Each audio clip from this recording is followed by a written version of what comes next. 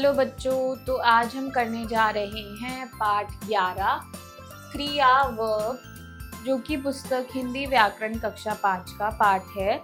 हम क्रिया यानी कि वर्ब के बारे में पढ़ेंगे। सबसे पहले चित्रों को देखिए, पढ़िए और समझिए। देखते हैं और उनके नीचे लिखे वाक्यों को भी पढ़ते हैं। मोहित खाना खा रहा है। तो बच्चों, खा रहा है यहाँ पर क्रिया है, कुछ कार्य होता है उसको हम क्रिया कहते हैं। इसी प्रकार से स्वाति पढ़ रही है, पढ़ रही है, पढ़ना भी एक क्रिया है। इसी प्रकार से धोबी कपड़े धो रहा है, धो रहा है, यह भी एक क्रिया है। कुछ काम हो रहा है, उन सबको हम क्रिया कहते हैं।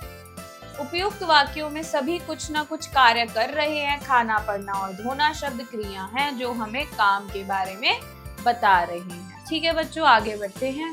अब हम परिभाषा देखते हैं। जिन शब्दों या पदों से यह ज्ञात हो कि कोई कार्य हो रहा है या किया जा रहा है, उसे क्रिया कहते हैं। तो ऐसे शब्द जिनसे हमें यह पता चले कि कोई कार्य हो रहा है या किया जा रहा है, तो उसको हम क्रिया कहते हैं। ठीक है बच्चों, उन शब्दों को।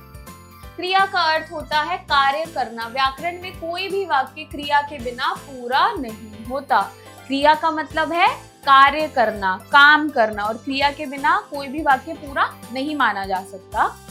इसे भी जानिए, क्रिया के रूप के कारण हमें पता चलता है कि कार्य वर्तमान काल में हो रहा है, भूतकाल में हो चुका है या भविष्य काल में होगा।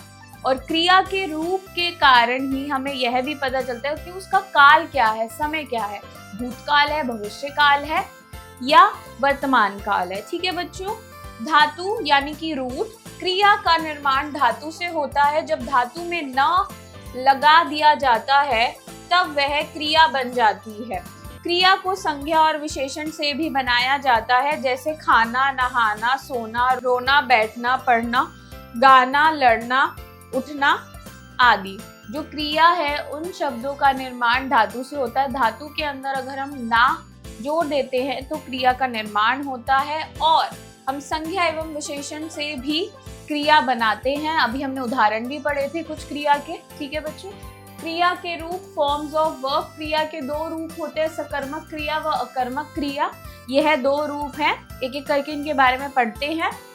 पहला, सकर्मक क्रिया। इस क्रिया का प्रभाव कर्ता पर ना पड़कर सीधा कर्म पर पड़ता है, अर्थात जिन शब्दों की वजह से कर्म की आवश्यकता होती है उन्हें सकर्मक क्रिया कहते हैं। जैसे, तो बच्चों यहाँ पर हमें बता रहे हैं कि जो सकर्मक क्रिया है इनका प्रभाव कर्ता पर पड़ता है, सीधा कर्म पर नहीं पड़ता।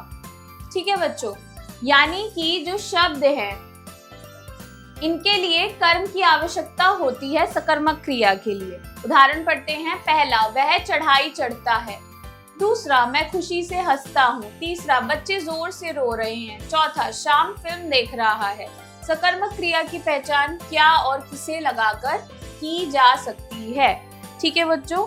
जैसे, पहला, वह क्या चढ़ता है, चढ़ाई। दूसरा, शाम क्या देख रहा है, फिल्म। ठीक है बच्चों। इसी प्रकार से दूसरा प्रकार, अकर्मक क्रिया। कर्मक क्रिया का अर्थ है कर्म के बिना या कर्म रहित। तो जो अकर्मक क्रिया, इसका मतलब होता है कि कर्म के बिना या कर्म रहित। जिन क्रियाओं को कर्म की आवश्यकता नहीं होती या जो क्रियाएं प्रश्न पूछने पर कोई उत्तर नहीं देती, उन्हें अकर्मक क्रिया कहते हैं। अर्थात जिन क्रियाओं का फल और व्यापार कर्ता को मिलता है उन्हें अकर्मक क्रिया कहते हैं। जैसे, तो यहाँ पर आगे बता रहे हैं जो क्रियाएं कर्म की आवश्यकता जिनको नहीं होती, ठीक है बच्चों, जिनमें प्रश्न पूछने पर कोई उत्तर नहीं आता, उन्हें हम अकर्मक क्रिया कहते हैं। उदाहरण पढ़ते हैं। पहला, वह चढ़ता है। दूसरा, वे हंसते हैं। तीसरा, नीता खा रही है। चौथा, पक्षी उड़ रहे हैं। ये सभी उदाहरण हैं अकर्मक क्रिया के। इसे भी जानिए, कई बार वाक्यों में क्रिया के साथ कर्म का प्रयोग ना होने पर भी क्रिया सकर्मक मानी जाती है। ऐसे वाक्यों में कर्म छिपा होता है। अंततः ध्यान रखिए, ऐसी क्रियाएं जिनमें कर्म का होना आवश्यक होता है सकर्मक ही मानी जाएंगी, चाहे उनके साथ कर्म का प्रयोग किया गया हो या नहीं। जैसे, पहले, मोहन खाता है, दूसरा सुरेश पीता है। तो बच्चों कई बार ऐसे भी वाक्य होते हैं जिसमें कर्म हमें दिखाई नहीं पड़ता है, परंतु उसमें कर्म की आवश्यकता होती है। उन्हीं को हम सकर्मक क्रिया कहते हैं, जैसे हमने यहाँ उदाहरण पढ़ा। तो यह हमारी जिम्मेदारी है कि हम ध्यान से वाक्यों को पढ़ें और उनके प्रकार को समझें।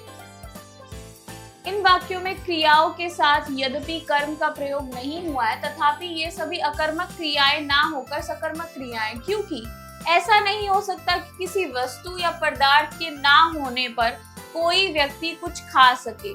इसी प्रकार पीता है क्रिया का होना तभी संभव है जब पीने वाले के पास पीने की कोई वस्तु या पदार्थ हो। तो यहाँ पर हमें बताया जा रहा है कि यहाँ पर हमें कर्म नहीं दिखाया गया है, हमें सीधे क्रिया लिखी गई है, परंतु खाना किसी वस्तु को ही तो खाएंगे हम, तो कोई वस्तु वहां पर है, चाहे लिखा हो या ना लिखा हो। हमें इतनी समझ होनी चाहिए कि यह सकर्मक क्रिया है। इसी प्रकार से पीना, कोई वस्तु होगी पीने के लिए, उसे ही पिया जाएगा, यानी कि इसमें कर्म छुपा हुआ है।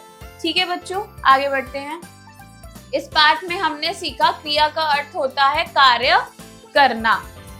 व्याकरण में कोई भी वाक्य क्रिया के बिना पूरा नहीं होता। क्रिया का निर्माण धातु से होता है। ठीक है बच्चों, सकर्मक क्रिया की पहचान क्या और किसे लगाकर की जा सकती है। ठीक है, आगे बढ़ते हैं। कई बार वाक्यों में क्रिया के साथ कर्म का प्रयोग ना होने पर भी क्रिया सकर्मक मानी जाती है।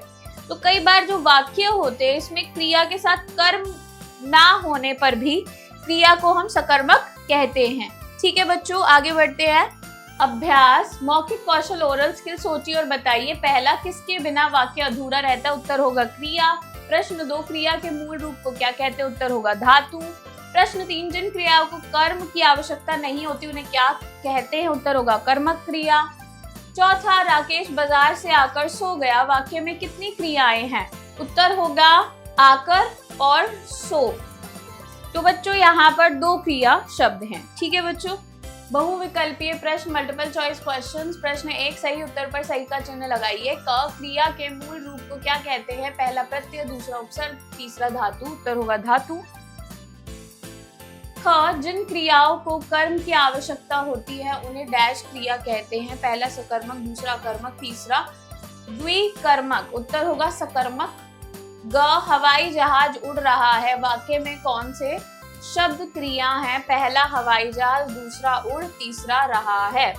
उत्तर होगा उड़। घ, डैश का प्रभाव भी क्रिया पर पड़ता है। पहला सर्वनाम, दूसरा कारक लिंग तथा वचन, तीसरा प्रत्यय एवं उपसर्ग। उत्तर होगा कारक लिंग तथा वचन।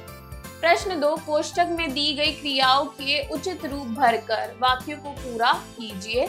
क, बहुत पढ़ लिया, अब डैश, सोना, सो जाओ।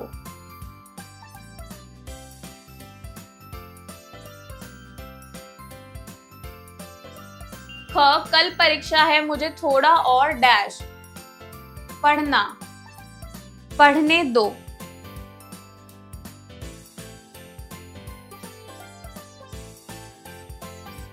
ग, कल यही आदमी हमारे घर डैश आना, आया था।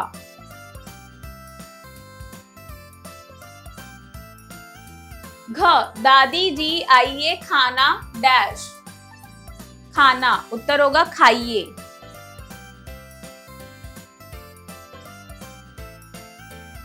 अड़, इस प्रश्न का उत्तर कौन डैश देना? उत्तर होगा देगा। लेखन कौशल, राइटिंग स्किल। प्रश्न 3, दिए गए वाक्यों में क्रिया शब्दों में अशुद्धियां हो गई हैं, उन्हें ठीक करके वाक्यों को पुनः लिखिए। ठीक है बच्चों, लिखते हैं। क, लड़कियों ने नृत्य की। उत्तर होगा लड़कियों ने नृत्य किया।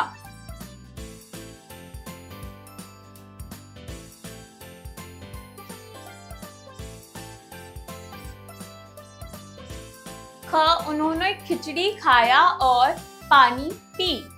उत्तर होगा उन्होंने खिचड़ी खाई और पानी पिया।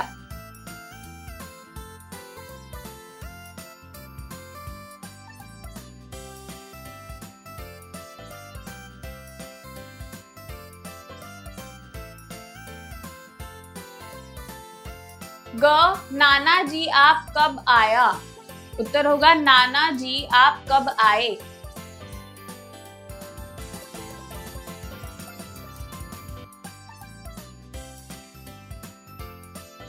ख, हमने गीत गाई। उत्तर होगा हमने गीत गाया।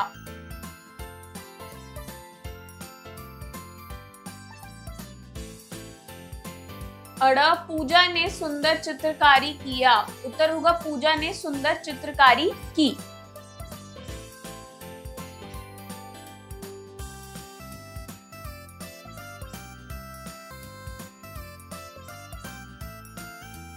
प्रश्न 4, दिए गए वाक्यों में क्रिया शब्दों को रेखांकित करके उनका भेद लिखिए। क, आंचल पुस्तक पढ़ रही है, तो बच्चों यहाँ पर पढ़ होगा और यह सकर्मक क्रिया है।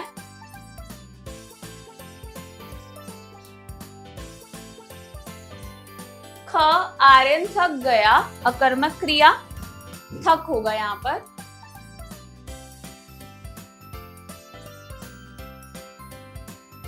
ग, अदिति वॉलीबॉल खेलती है, खेलती, यह होगा सकर्मक क्रिया।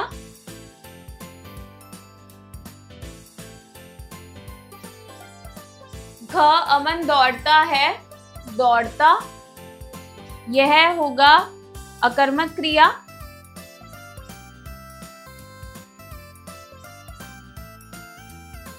अड़, नित्यम रसोई में गया, गया, यह होगा सकर्मक क्रिया।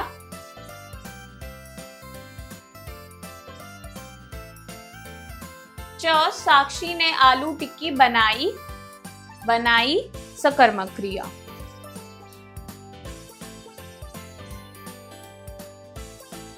प्रश्न 5, निम्नलिखित प्रश्नों के उत्तर दीजिए। क, क्रिया की परिभाषा उदाहरण सहित लिखिए। जिन शब्दों से किसी कार्य का होने का बोध हो या पता चल रहा हो कि कोई कार्य कर रहा है, उन्हीं को क्रिया कहते हैं। उदाहरण पढ़ना, लिखना, सोना, दौड़ना इत्यादि। ख, सकर्मक और अकर्मक क्रिया में अंतर स्पष्ट कीजिए। सकर्मक क्रिया ऐसी क्रिया होती है जिसको कर्म की आवश्यकता होती है। अकर्मक क्रिया ऐसी क्रिया होती है जिसकी कर्म को आवश्यकता नहीं होती। राष्ट्रीय शिक्षा नीति क्रियात्मक कौशल क्रिएटिव स्किल वर्ग पहेली में दिए गए वर्णों के सार्थक मेल से बने क्रिया शब्द छाटिए और उनका प्रयोग करके एक कहानी लिखने का प्रयास कीजिए। तो बच्चों यहाँ पर आपको एक शब्द पहेली दी गई है जिसमें से आपको शब्द छाटने हैं, क्रिया शब्द, और जो क्रिया शब्द मिलेंगे उनसे एक कहानी भी बनानी है। तो सबसे पहले हम कुछ क्रिया शब्द को छाटते हैं। जैसे पहला काटना, दूसरा लिखना, तीसरा सुनाना, तैरना, पीना, मलना, फिसलना, खोना, जाना। तो ये जो शब्द मिले हैं इन सभी के माध्यम से, और कुछ अन्य शब्द भी आप ढूंढ सकते हैं, अगर रह गए हैं तो उनके माध्यम से आप एक कहानी स्वयं बनाएंगे। ठीक है बच्चों। चिंतन कौशल क्रिटिकल थिंकिंग, यदि सूरज, चांद और बादल अपना अपना काम नहीं करते तो क्या होता? अगर ये सभी अपना काम नहीं करते तो क्या होता? जीवन ही नहीं होता, क्योंकि यह सभी जीवन यापन के लिए बहुत ज्यादा जरूरी है। ठीक है बच्चों, यही उत्तर हम लिख सकते हैं। तो बच्चों, मैं आशा करती हूँ कि आपको यह पाठ समझ में आया होगा। हम मिलते हैं अगली कक्षा में। Bye bye.